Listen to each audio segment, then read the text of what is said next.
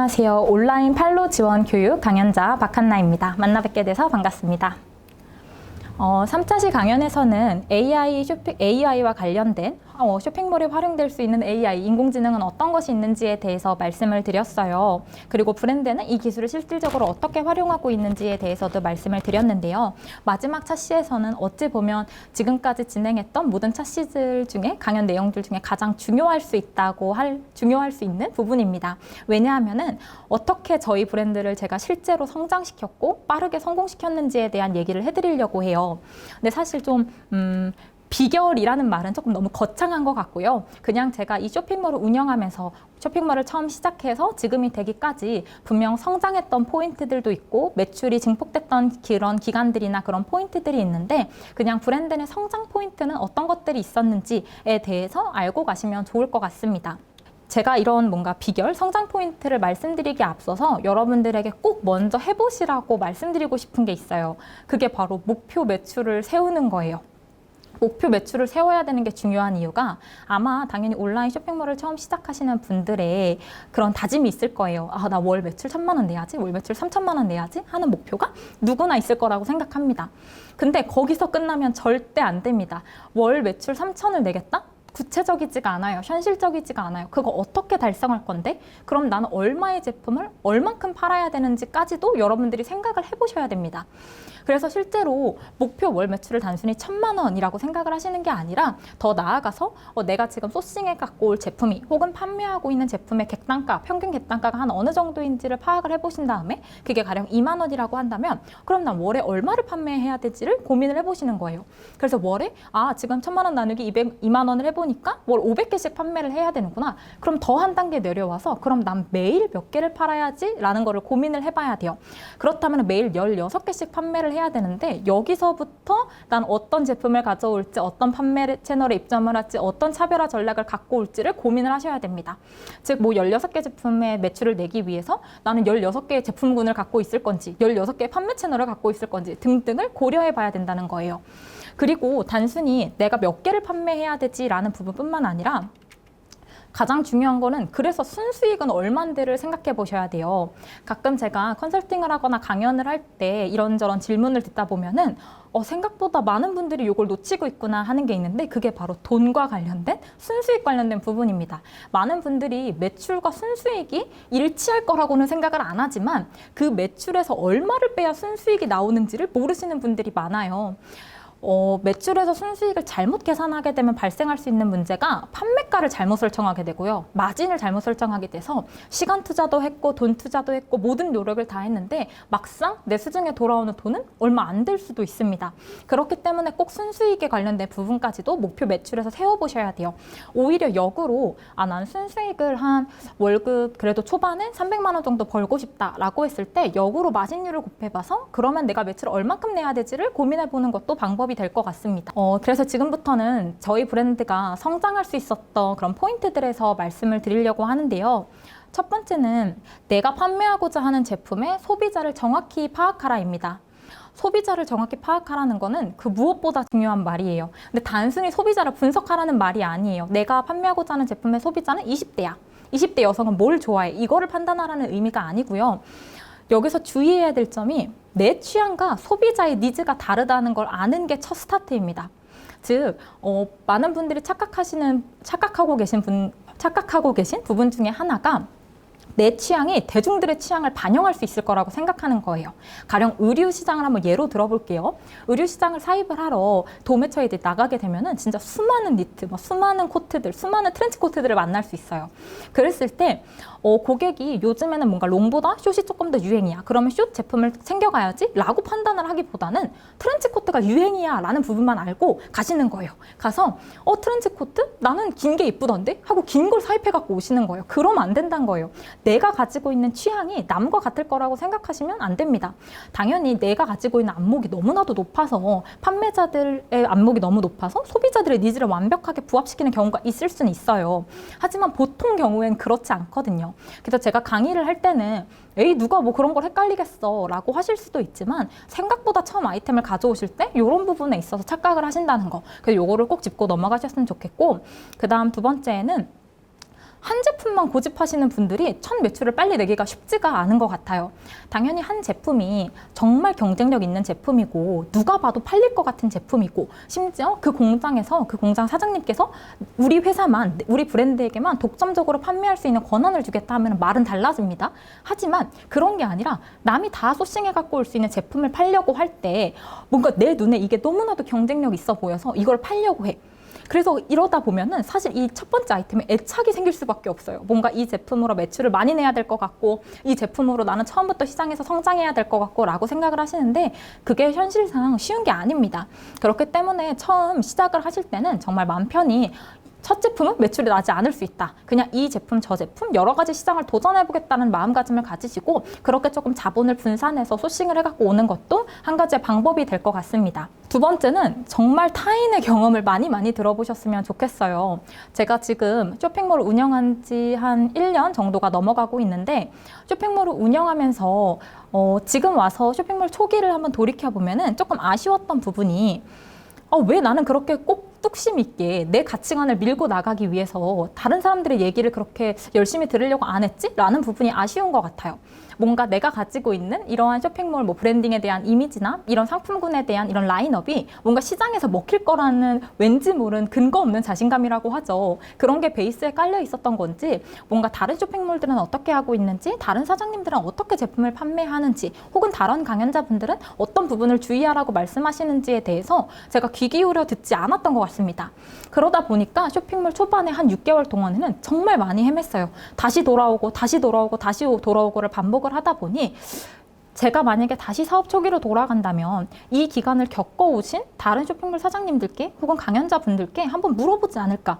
내가 지금 여기서 막혀 있는데 내가 매출이 여기서 더 이상 안 오르는데 나 이거 어떻게 타개할 수 있을까요? 를 물어봐서 그 단계를 나아가는 게 큰 도움이 될 거라고 생각합니다.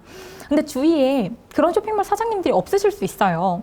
그럴 때에는 제가 앞서 좀 소상공인 지식 배움터나 네이버 파트너 스퀘어나 좀 무료로 강연을 들을 수 있는 사이트들을 가져왔는데 이런 사이트들은 무료나 유료를 통해서 좋은 강연을 제공해드리고 있으니까 이런 데서 많은 정보를 얻으신 다음에 쇼핑몰을 시작해 보시는 것도 시행착오를 줄이는 데 있어서 큰 도움이 되지 않을까 생각합니다. 그 다음 가장 중요한 돈입니다. 돈 공부는 정말 필수 중에 필수예요. 제가 앞서서도 순이익과 매출에 대한 얘기를 했었는데 이거는 100번 강조해도 모자른 것 같아요.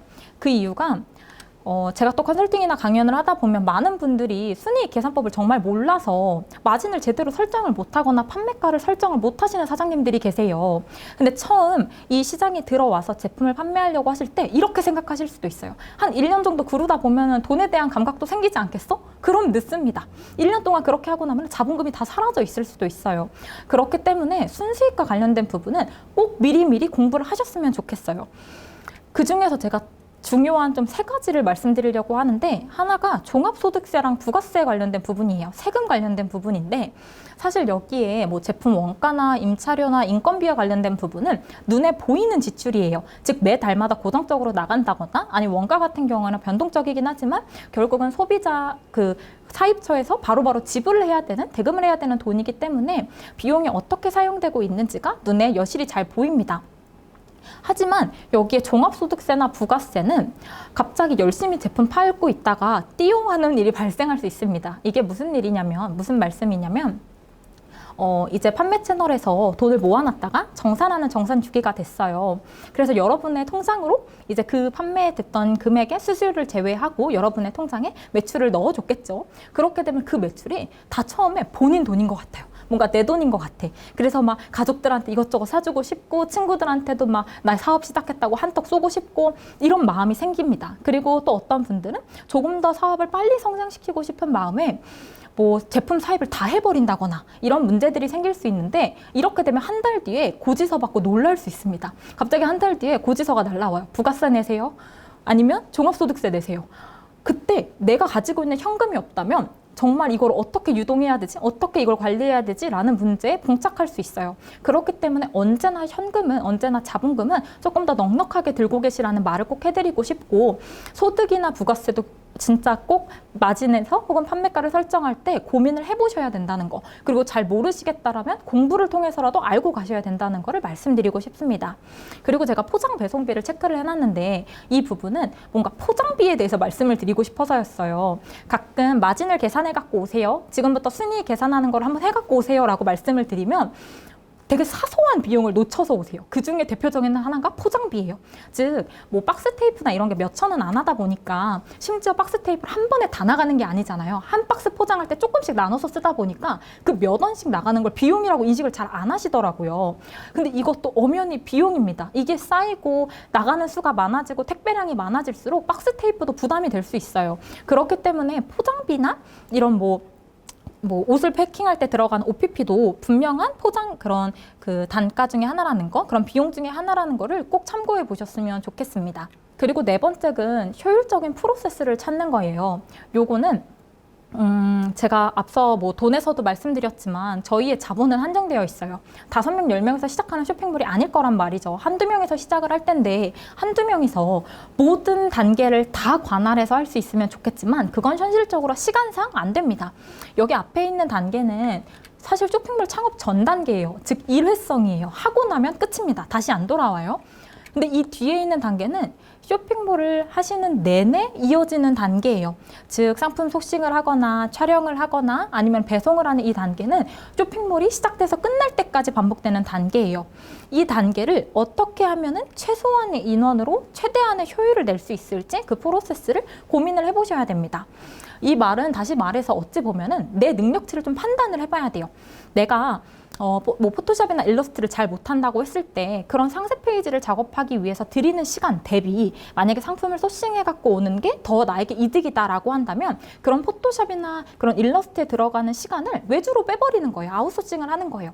그런 식으로 내가 할 수 있는 역량은 뭐고 남이 나보다 더 잘해줘서 시간과 비용 대비 맡기는 게 더 이득은 항목은 무엇인지에 대해서 조금 명확하게 구분을 한번 해보셔야 돼요. 그리고 나서부터 프로세스가 어떻게 하면 효율적으로 돌아갈 수 있을지를 고민해 보시면 좋을 것 같습니다. 그리고 마지막은 가장 중요한 차별화된 포인트를 만들어야 한다입니다. 저희 브랜드 같은 경우에는 차별화된 포인트를 만들기 위해서 기술을 적용을 하게 됐습니다.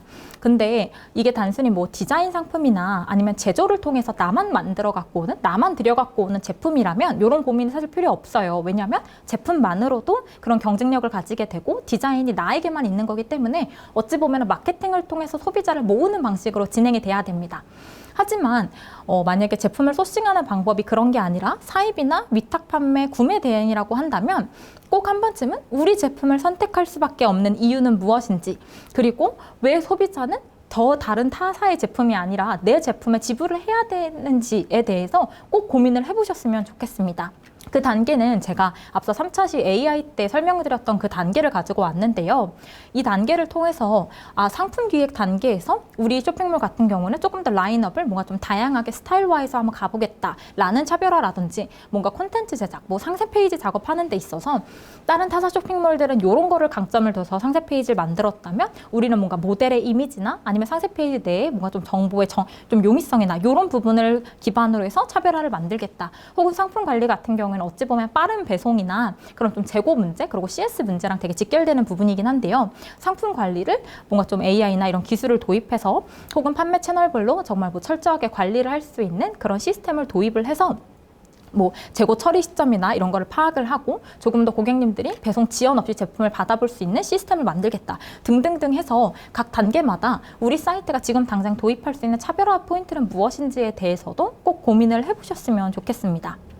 사실 이 이외에도 정말 수많은 방법이 있습니다. 뭐 사업 초기냐에 따라, 사업이 어디까지 성장했는지에 따라, 그리고 매출이 어디까지 올라와 있는지에 따라, 지금 몇 명의 유닛으로 지금 구성이 되어 있는지에 따라서 각 단계별로 해야 되는 수많은 매출 성장 전략이 있는데요. 저는 우선 지금 막 쇼핑몰을 시작하시려는 분들을 한정을 해서 그분들이 저와 같은 실수를 하지 않으시기를 바라는 마음에서 이런 전략을 기반으로 준비를 해보았습니다. 지금까지 어떤 제품이 있는지, 그리고 어떤 판매 채널을 선택해야 되는지, 그리고 저희 브랜드는 어떠한 기술을 차용해서 제품을 판매하고 있는지에 대해서 말씀을 드렸는데요. 그런 거 관련해서 더 말씀드리고 싶은 부분도 있고 시간상 스킵을 한 부분도 있습니다. 하지만 아마 스킵한 부분이 많다 보니 저에게 좀 궁금하신 점도 있을 거라고 생각해요. 그래서 만약에 궁금하신 사항이 있다면 이 이메일로 저에게 질문을 해주신다면 제가 빠른 시일 내에 답변을 도와드릴 수 있도록 노력을 하겠습니다. 다시 뭔가 1차 시에 대한 내용을 조금 더 복귀시켜서 한 4차 시까지 생각을 해보면 1차 시 같은 경우에는 저희가 어떤 제품을 선택해야 되는지 해서 제가 총 3단계로 말씀을 드렸어요. 나에게 맞는 제품을 찾아라, 그리고 시장에 맞는 제품을 찾아라, 환경에 맞는 제품을 찾아라, 그리고 주얼리 시장은 어떻게 이루어져 있다에 대해서 제가 말씀을 드렸고, 두 번째에서는 그럼 이렇게 어떤 제품을 선정을 했다면 어디서 판매를 해야 되는가에 대해서도 말씀을 드렸는데, 이 어디서를 선정하기 위해서 뭐 당연히 판매 채널의 타겟도 생각을 해봐야 되고, 내가 판매하고 있는 그런 제품도 생각을 해봐야 되고, 수수료나 정산 주기에 대해서도 생각을 해봐야 된다고 말씀을 드렸습니다.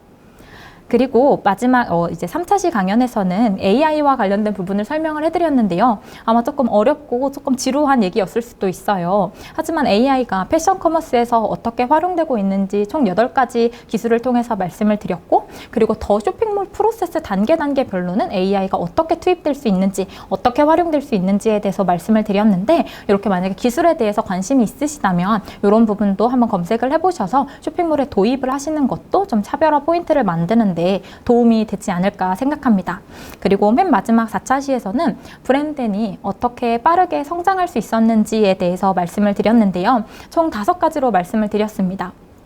뭐 차별화 포인트를 만든 거, 그리고 소비자의 니즈와 판매자의 그런 취향을 헷갈리지 않은 거, 그리고 조금 더 뭔가 많은 아이템을 초기에 시도해보기 위해서 노력을 했다는 거, 그리고 좀 돈과 관련된 부분에 있어서는 조금 더 꼼꼼하게 체크를 하려고 했다는 거, 그리고 지금 와서 생각해보니 시행착오를 줄이기 위해서 타인의 얘기를 좀 더 많이 들었으면 좋았을 것 같다는 점 등등을 기반으로 해서 제가 어떻게 하면 브랜드를 빠르게 성장시킬 수 있는지를 말씀을 드렸는데요. 이거 관련해서 궁금하신 점은 저에게 언제나 편하게 질문해 주시면 좋을 것 같습니다.